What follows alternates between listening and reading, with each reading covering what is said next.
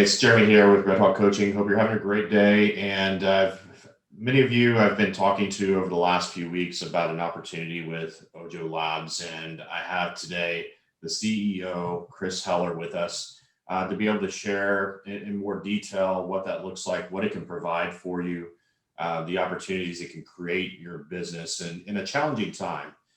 Chris also former CEO of Keller Williams International, and he still runs a mega team out of California that does a ton of business every year. And so we're going to also maybe dive into some questions around, how to go out, and especially in the area of developing listings. And so, Chris, glad to have you today. Jeremy, thanks to be here. And I'm John Berkowitz is our CEO. I'm the Chief Real Estate Officer. So I don't want him to think that I'm trying to take his job. Yeah, I want to take that glory.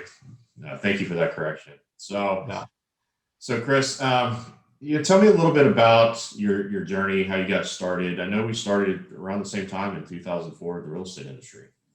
Yeah, I actually joined Keller Williams in 2004. I actually started in 1983.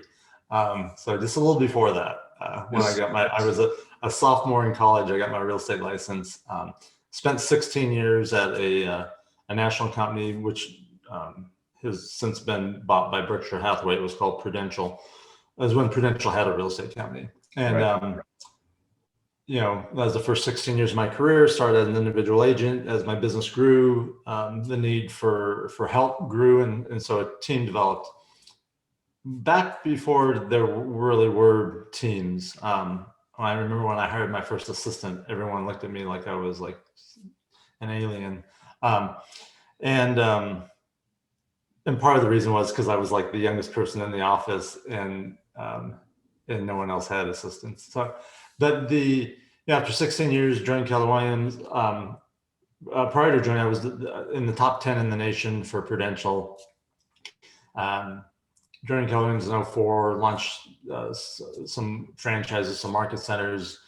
2009 was the #1 KW agent in the world. In 2010, they asked me to join the executive team, and became the president of the worldwide division. So I started launching Keller Williams globally, and did that for 5 years. And that was a lot of fun, a lot of adventures around the world. And then in 2015, they asked me to become the CEO of the company, and I stayed there till the middle of 2017. Meanwhile, I had met the owners of Ojo and became an early investor. They asked me to become an advisor. Then they asked me to be a board member. And then I joined them full time in the middle of 2019. So that's the 37 or 38 year journey. Just a short journey, right? Yeah. What do you attribute to that success? So you've done many different things over that time. What would you say would be maybe the one or two things that you attribute to that success over time? I think there's a couple things. One is, I always believed that the way to get opportunities was to get results. So I've never asked for anything. I never asked for an opportunity. I never asked for a position, a role, or anything else. My mindset was to do so much, so well, that I would be the obvious choice, or that someone would say, hey, would you consider doing this? Or we want you to do that. So I really focused on just getting the results. And I think that caused me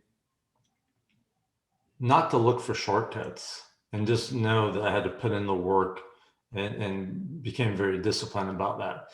And that's the second piece of it. It was the discipline. Early on, I trying to discover how I was going to win, knowing that I didn't have the experience, didn't have the personality, didn't have the knowledge, didn't have the intelligence of a lot of people. How was I going to win? And the way I discovered that is, the more discipline that I could exercise in my business, the more I could do. So super disciplined about following the schedule, super disciplined about doing the activities I need to do on a daily basis to achieve my daily, weekly, monthly, and yearly goals. And as I built that muscle of discipline, then things started to fall into place at a really fast pace. Yeah, and you see that a lot in the real estate industry. The 20% do the 80%, and you see a lot of. I think that's one of the biggest challenges when people step into this business is that it's easy, and they don't realize the amount of work that it is to require. And I think it's really important that you point that out. It's like you weren't necessarily going out and seeking these opportunities. You were just focused on the most important thing, which was the results, and the doors began to open for you. Right. Yeah. Yeah. You hit on a key point, and that is, real estate is a really simple business, right? It's not complicated. It's not, it's not, sending a spacecraft to Mars. It's not, you know, building a nuclear reactor, doing brain surgery. But it's not easy. It's a hard business, and there's a lot of moving parts to it.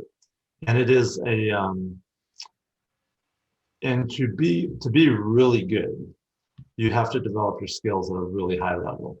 There's a there's a the 1.4 million members of NAR. There's a very small piece of that group that achieves at a high level. The vast majority are mediocre at best. Yeah, and one of the things I always admired about you and studying up on the skills that you were sharing with others, early on in my career was the listing presentation scripts, and it's not going out and practicing on your clients. That's the worst thing you could do. Yet practicing with a script partner and practicing with yourself, getting in front of the mirror, going over and over to where it just became a part of who you were. Wasn't anything. Yeah, it's one of the it's probably one of the biggest opportunities for real estate agents that they still, as a whole, refuse to partake in, and that is practicing their scripts and dialogues and presentations every day. I did it every day for 27 years. Like, there was never a day where I didn't role play. And what I did is I just looked at professional athletes, or anyone that was at the top of their game. If you make it to the major leagues in baseball, you don't stop taking batting practice. Right? You don't stop, fielding flies and all the other things, right? So, practicing really separates the great agents from the rest. Now, it is painful to do. I don't know how many. I remember at one point we were moving offices. Maybe it's when I was moving from Prudential to Keller Williams, and I had literally boxes of cassette tapes. Some people don't know what cassette tapes are, but these were tapes of recordings of my prospecting, of my listing presentations, boxes of them, and that we just threw out. I used to go into listing appointments with a little mini tape recorder, and I would sit down on a table and I would say to the seller, "Hey, Mr. and Mrs. Seller, if you don't mind, I'm going to record myself. I've hired a coach, and one of my assignments is to record my presentation so that can help me get better. And I'm totally committed to being the best possible agent. Is that okay with you?" And they'd always say, "Oh, yeah, fine." And recording it was one thing. Listening to it was a painful. It's, first of all, just hearing your voice, me hearing my voice. Like, when I get this recording, I'm gonna cringe when I hear this. And so, but then "Oh, why did I say that? Or why didn't I do this? Or why didn't that?" But I'll tell you, there's no better way to get better than to do that. Yeah, and I think one of the things you did really well, in studying your scripts over the years, was asking great questions. And I can imagine you sitting there saying, "Gosh, why didn't I ask that there?" Yeah, plenty of those. Why didn't I? Or I wish I would have, or those. But yeah, I mean, that's the key to a great presentation is asking questions. There's that old adage that selling is not telling, selling is asking questions. So the quality of our questions and the sequence of the questions is what can lead a consumer, from point A to point B, asking the right questions that get them to where you want to go. And it's also, I think, sometimes asking that right question, yet knowing when to ask that next question. We get that answer and we think we know, or we make the assumption that we know what they want. And then we ask that next question, and we really get the right answer. Yeah, but it becomes easier when you're highly confident. And the best way to get highly confident is to be highly prepared. So the best way to be prepared is to know your scripts inside and out. I was never fearful of any response that a seller in a listing presentation would give me, because no matter what it was, I knew I had 5 to 10 responses to overcome that objection. If it was an objection, sometimes they're just questions. And agents sometimes make the mistake of handling questions and answering objections instead of answering questions and handling objectives. Right. So, but when and those responses are internalized, then you can be you're naturally confident, because you're prepared for whatever it is, and you really don't care what the response is or what they say, because it's at that point it just becomes more of a game or a competition to see how effective you're going to be in helping them work through whatever their fear, their concern, their objection is. Yeah, I always loved the script you had. One of 3 things will happen today. One is you'll choose to hire me. One is you'll choose not to hire me, or I may not choose to work with you. And either one of those are fine. That third one, I was always like, wow, that's really bold, Chris. But then I realized it was like a takeaway clause, right at the beginning. Well, and it also sets the expectations right at the beginning. So I would always say that at the beginning of the listing presentation.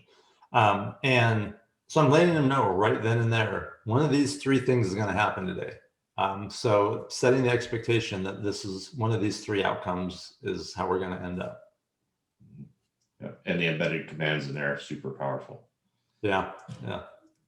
So before we jump into Ojo, right now it's a crazy market, and it's pretty much crazy everywhere.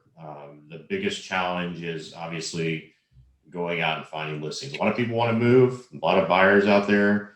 I know in our local market, it's, somebody wants to move locally, but they're getting beat out by California buyers, New York buyers. They're coming in with cash, and it's just a really challenging environment. What are maybe 1 or 2 strategies that you would recommend for somebody that's, they know they've got to go get listings? How do they find them? Well, so nothing's going to happen magically. You have to be talking to a lot of people to find the people that are thinking about it or have an interest in it. That's step 1. And then step 2 is helping people overcome the concerns or the challenges that they're faced with this market. So the first step is finding people. So that means we have to be talking to a lot of people. And I don't care how we meet them, whether we meet them on social media, online marketing, good old fashioned door knocking or cold calling, or whatever it is. We have to be doing that at a really high level. And in a market where there's more competition, we have to turn up the frequency and the intensity that we do that with. Now, there are sources that we can target, right? Right now, I would absolutely be targeting old expired listings, anywhere from 1 year to 3 years old. I would be targeting out of area owners. Why on both those groups? Well, on the out of area owners, they have an opportunity to sell their investment property at or near the peak of a market. Right. And some of you may not agree with, but we are at or near the peak of a market. We're close. Yes, we're as close as anyone will know. And the only time you know is when the market starts going down. Then oh, that was the peak. So it's a great opportunity for people that have been holding on, saying, this is the time to get out, either to cash out or to 1031 and, improve their ROI by getting into a property that makes more sense. Old expireds, because people that had their homes listed 1 year or 2 or 3 ago can sell their homes for significantly more than they could have then without all the hassles that they went through the last time. Last time they had their home on the market, it sat for 3, 4, 5, 6 months. It was painful. It was torturous to keep your house perfect for months and months and not get the result you wanted. Now, Mr. and Mrs. Seller if you could sell your home for more money than you ever would have thought you could have, 2 years ago, without having to put it on the market, or without having to stay on the market, would you still be interested in doing what you were trying to do, last year or the year before last year? And there's a lot of people that, faced with that would think about. So that's the first step, finding the people. The second is helping them work through what their considerations or concerns are. A lot of people are concerned that, hey, I know I can sell my house. I know it'll sell quick, but then what? Where am I going to go? Explaining to them and educating them that in this market, there's so much demand that the chance of us finding the buyer that'll give us the time to have the length of escrow we want, or to have the length of rent back we want, are things that we can do. Or helping them figure out how to buy the home they want before they sell their home.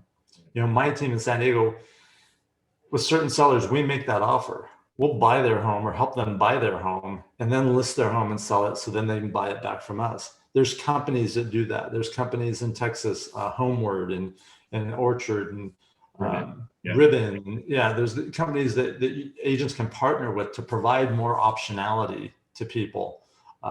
So as agents, we need to be utilizing all the tools and resources that are that we have access to get these listings. Yeah, I think that's the biggest challenge, and there are those resources out there, and I'm studying those myself to pass that along to my clients. Yet there's opportunities like that most people are concerned because, well, it's got to be contingent, and a contingent offer, sellers aren't even looking at it. They kind of laugh at it when it comes across the table. Yet there's other ways and means of doing that and being educated. I think that is important in today's world. Yeah, it's also important for agents to understand, like, this is the market right now, and markets change all the time. So the great agents figure out how to adapt to whatever the market is and how to win in whatever is going on in the market. And that's really important, to be like, okay, with what's going on right now, what do I need to be doing differently? Or what do I need to be doing at a higher level? Because the market's going to change, and then there's going to be other things that you need to be doing differently or at a higher level. Yeah, never the same, right? I remember, and I know you clearly remember the 08 through 2010, and some cases a little bit longer in some markets, and you just had to operate differently. And if you did, you survived. Yeah, or thrived. Right, absolutely. I've been through multiple downturns, from 1990 to 97, from 2005 to 2012, and then a bunch of little ones in between. My business never not went up did I say that right? Let me say it the easier way. My business always went up in a down market because it was easier. There was less competition. Most agents were defeated mentally. And so, having a strong mindset and a strong plan, your business should not be impacted by what's going on in the market, unless you're operating like nationally, right? If you're a national, which no agent is, but if you're in a market, I don't care. I'll take San Diego, my market right now. The amount of homes being sold on a monthly basis is like 20% of what it was, several years ago. Like, it's just a small amount of homes being sold, but there's still 1,000 homes a month selling in San Diego. That's more than I could handle. That's more than my team could handle. It's more than we could get our hands on. So there's still enough being sold that our business should not be impacted by what's happening in the market. Because everybody else is getting out, right? So their pool of agents is getting smaller. As the inventory is getting smaller. So definitely opportunities, right? Yeah. One last question on real estate. We'll jump to Ojo. Is one of the biggest challenges right now that I know my clients are facing is time, managing their schedule. Running buyers, around, putting multiple offers in, losing out. There was one person I saw the other day, 48 showings in 48 hours with 17 offers. And they're just kind of burning at the end of both ends of the candle, right? Yeah. What are some strategies, or what does the mindset need to be when you're in a market like this that's a little bit more challenging, and knowing that it will change again? So there's two things. One is just operating in a smart way. Excuse me. So operating smartly, you want to leverage yourself as much as possible. So in a market where you may have to show a lot more properties, why aren't we leveraging showing assistants? Why aren't we taking a new agent who would gladly, for a small percentage of the commission, be the one who's opening the doors and showing the houses? So instead of you spending, 10 hours a day showing houses, have someone doing that. And then you take that time to be lead generating, and we're going after listings and or trying to find a house for that buyer by contacting the sellers who think about selling. I'm sitting here in Whitefish, Montana. Bought a house here last June. It's being renovated. There's construction behind this green screen. About a month ago, I decided I want to buy another home in this area. I got a list of all the homeowners because there's a little association. And I sent out an email to 25 homeowners. 10 or 12 of them responded. 4 of them were thinking about selling. I looked at 3 different homes, got into conversations with 3 different homeowners. None of them turned out to be opportunities that I wanted to pursue.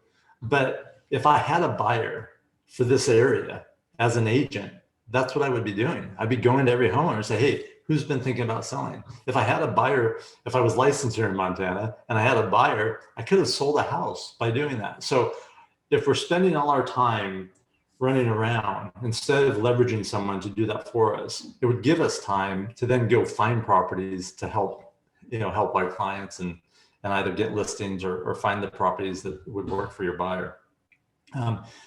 That's one. The other is just having the discipline. We talked about discipline a little earlier in the conversation. Here's the funny thing about discipline. Most people view it as a negative. They whether it brings up scar tissue from when they were kids, discipline was a bad thing, right? If you got disciplined, you were being punished or sent to your room or timeout. We didn't have timeout when I was a kid, but different types of ways of dealing with that. Yeah. A lot of threats of military school, but discipline actually gives you more.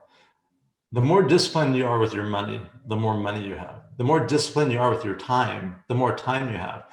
People would look at me, and I was highly disciplined in following my schedule. But at the end of the day, whatever the end of the day was, 5, 6, 7, whatever I chose the end of the day, I could leave knowing that I accomplished all the things that I should have or wanted to accomplish.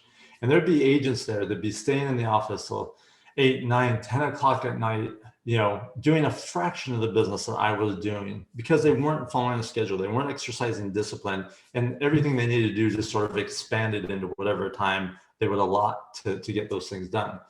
So in this type of market, we actually have to be more disciplined than we normally would to make sure that we're able to be as efficient and as effective as possible. Do you think that requires setting expectations with these clients, because they're antsy, they're losing out on homes? They feel like if they don't put in the offer 10 o'clock at night, it's not going to get looked at. What do you think about that? Yeah, it does, but it has to be done in a way where the client sees the advantage to them. Otherwise, it's going to come across as me or what I'm doing is more important than you. And if that comes across that way, you're going to lose a client. Right. So, explain to them how you're going to work together, what you're going to be doing to help them, what are the concerns of the buyers now? I'm going to miss properties. I'm not going to hear about them in time. There's going to be too many offers. There's all these things. So if you tell the buyer, hey, here's our plan for winning. Here's our plan to ensure that you're going to have as good a chance or better than anyone else when it comes to a multiple offer situation. These are the 5 things we're going to do. Or here's what I'm going to do to ensure that you don't miss a property. Now you might miss it because you might not be available to go see it or respond to what I'm going to send you, but I'm going to make sure that you're going to get the information the moment it's available. So setting those expectations and saying, now here's the times that we're going to be able to look at properties. The other times, I'm going to be spending my time trying to find the properties for us to go look at, where most agents are just going to wait for something to come on the market and hope that they get lucky with you. We're not going to depend on luck, Mr. and Mrs. Buyer. This is the way we're going to work. Absolutely. I think that's a great approach. And, for those that are listening to this, I definitely implement that. Because Chris, how many homes have you sold over the years? It's a bunch. I haven't counted lately. It was, I think it's over 4,000 now. I think, yeah, it's got to be over 4,000. We were like, I think last time we actually counted, we were like 3,800 and change, and that was a few years ago. So it's well over 4,000. Yeah, and I think what's awesome about hearing that is, for the agent that's only doing 15 or 20 a year, and these are the problems that consistently come up. It's like we got Chris Heller here that's sold over 4,000 homes, and you're able to manage it through, again, having that discipline, and that's amazing. Yeah, I mean, from my fourth year on, I sold over 100 homes a year, for like 27 or 28 consecutive years. So it's, there's two ways to sell a lot of homes. Either sell a lot every year or just do it for a long time, like I have. Yeah, for a real long time in some cases. Yeah. Sure. All right. So tell me about Ojo. So we've got, this is going into our closed group, and several have signed up for Ojo. What is Ojo, and how does it work, and what should they be expecting on their end? Yeah, so we're a Austin, Texas company, still considered probably a startup by most standards. I'll explain what Ojo is as it pertains to this audience, and because we do a lot of different things, but the main thing that we do that's relevant to real estate agents is we have a referral network. And that's a network that agents can apply to, and if they're accepted, the construction's starting. If they are accepted, then they are in our referral network. We come in contact with tens of thousands of consumers every month. And actually, this is the sound of progress. The job has been going on since September. The renovation started in September. I told them it has to be done by June. So I'm not going to tell them to stop. So sorry. We could pass that. Yeah. So we have this referral network. We come in contact with tens of thousands of consumers. When a consumer wants information on a property and they say, I want to see this home, or I have questions about this, we call them and we find out how we can help them. And we're either going to introduce them to Ojo, the product, which is sort of a nurturing and an artificial intelligent advisor that they can interact with and learn about properties, and Ojo can learn about them and show them properties that are a good fit for their likes. But in many cases, they want to talk to an agent, or after we've nurtured them for a while, they're ready to talk to an agent. So what we do then is we say, sure, are you committed to another agent? Do you plan to do something within the next 3 to 6 months? And if they answer all the questions appropriately, then we'll say, great, we could introduce you to a top agent in our network. Would you like us to do that? While we're on the phone with them, we'll send a text message out to anywhere from 3 to 5 agents. The first agent and the fastest agent to respond wins that introduction. And a minute later, that agent phone rings and we're on the other line and we say, hey, Jeremy, this is Chris at Ojo. I have Susan on the line. Her and her husband are interested in the property in your area. And we told them you were the best agent and most experienced agent to help them in that area, and that being good hands with you. And then we turn them over. You update us every week on what the status is. We evaluate you based on your effectiveness, on your responsiveness, on your customer satisfaction. And the better you do, the more people we introduce to you. There's a 35% referral fee at the closing. There's no cost to join. There's no membership fee. And it's a great way for agents and teams to augment their business with another source of consumers that they're being introduced to. Some of these consumers are what I would call now business. They're in the market ready to do something. Some of them are future business, but all of them are people that you can build a relationship with and have opportunities for future referrals or future business. Yeah, and I know it works pretty quick. Anna in our group, she's already got one, or maybe even two. One's an option pending, one's pending, and then she had a person looking for a fourplex. And what's interesting about it is that I believe all of these were also out of state buyers. And so, we always look at trying to capture that business that's right here in the area. When a place like Texas, being able to have that opportunity to grab some of that stuff that's coming from out of state and capture it before they even get here, that's pretty powerful. Yeah, Texas is one of 3 states where there's a lot of migration to, or one of the top 3 states where there's a lot of migration to. So the consumers that we come in contact with, some of them are local, some are out of state, but we're doing a lot of them. We made almost 26,000 introductions last month to real estate agents. So we're doing this at a big level all across the country. And what I like about the product that y'all have, Chris, is like the Zillows and those other programs that are out there. They're just sending a contact they're collecting the contact information. A lot of times the agent will call them like, "How'd you get my information?" Where the lead that's coming through your platform, they're coming through and they're qualified. They're people serious about making a decision, and that's both through, I'm guessing, the interview process that you are going through with them, and the forms they're filling out, and the AI that's working. Yeah, it's a combination of all those things, and again, not all of them will transact. Just like any consumers we come in contact with agents, but these are better than most because they've raised their hand a couple times. One's filling out a form saying I want information. Then when they actually tell us, yes, I want to be connected to an agent. Those are two pretty good indicators of someone's intent. If somebody has a question, they're signed up in the program. What's the best way for them to address it with your company or reach out if they have a question about something? If they're already in the program, then any question or need, you just send to support@ojo.com. If you're not in the program and you're watching this or listening to this, feel free to email me. It's cheller@ojolabs.com, OJOLABS.com. So C Heller. And we'd be happy to tell you more about it. Awesome. Well, Chris, I appreciate you taking the time today. It's an honor. I've studied you over the years, and on the conversations I have, it comes from things that I've learned from you, even from afar. You've been great to my family. I know we traveled out to San Diego one year, and you gave us like recommendations for great places to eat. I'm trying to think of the pizza place you gave us. So you were like, you have to get the lobster pizza.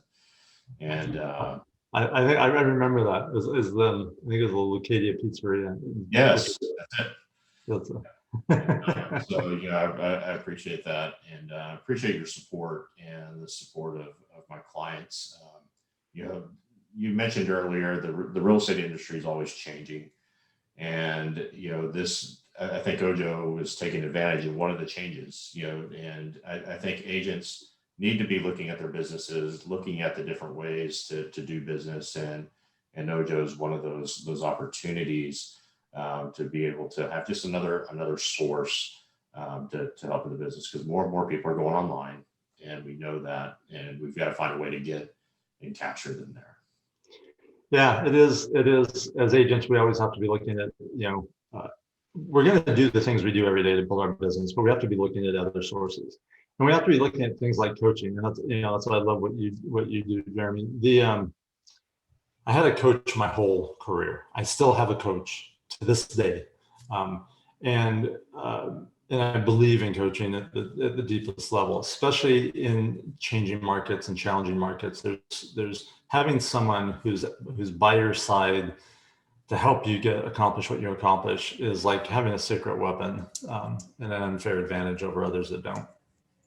Absolutely. And same thing here. I've had a coach from the beginning. Some of my coaches, Shannon Steer, my current coach is Chad Himes. And, you think you can do it alone, and then you realize you can't. You can, it's a lot harder and it might take longer. Yeah. It's a lot harder, but, I think the coach helps you see in those blind spots. And, you were talking earlier about, opportunities, and, in effect, the leverage. If you don't leverage out, you're missing the opportunities that could be right under your nose. Something with coaching is you get into these blind spots, and that coach helps you see it. There might be an opportunity that's just sitting right there that you would have probably missed. Yeah. Yeah, you could do it. It might take you 30 years. Why not try to do it in 5? So, Okay.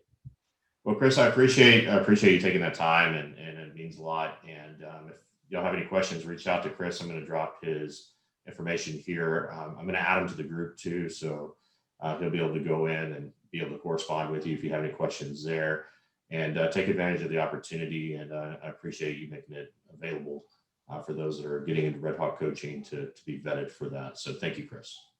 My pleasure. Anytime.